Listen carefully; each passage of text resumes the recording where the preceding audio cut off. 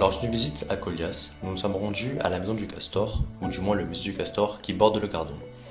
Autrefois ancien péage, le bâtiment a été entièrement réhabilité de façon à offrir une visite riche et complète qui nous apprendra en grande partie sur ce qu'est la vie du castor, ses caractéristiques morphologiques, etc.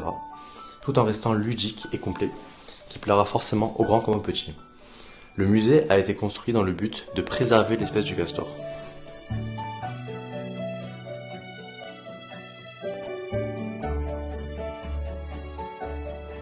Le Gardon peut être considéré comme un fleuve capricieux, car il possède beaucoup de zones d'entrée d'eau, venant de plus petites rivières et de petits fleuves. Donc, durant les épisodes sévenneux, tous ces petites rivières se regroupent dans le Gardon, ce qui fait que cela peut faire des crues et autres dépassements de lits de rivières. Voilà pourquoi le Gardon est un fleuve considéré comme capricieux. Le castor est un mammifère plutôt répandu en Europe qui possède des caractéristiques morphologiques qui lui sont propres. Dans un premier temps, il possède deux grandes incisives oranges qui vont être en croissance continue, lui permettant ainsi de ronger.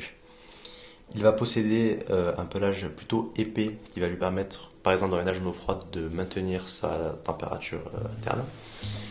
Il possède des pattes postérieures qui vont lui permettre un maintien et donc une agilité lors de ses activités.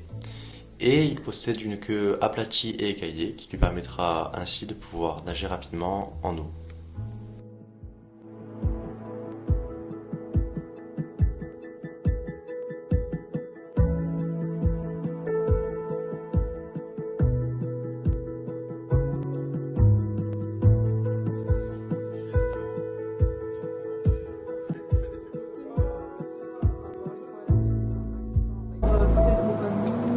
Il va venir chercher sa voiture, il prend une branche de saule, il va grignoter, il la casse, et après il la prend soit avec ses mains, soit pour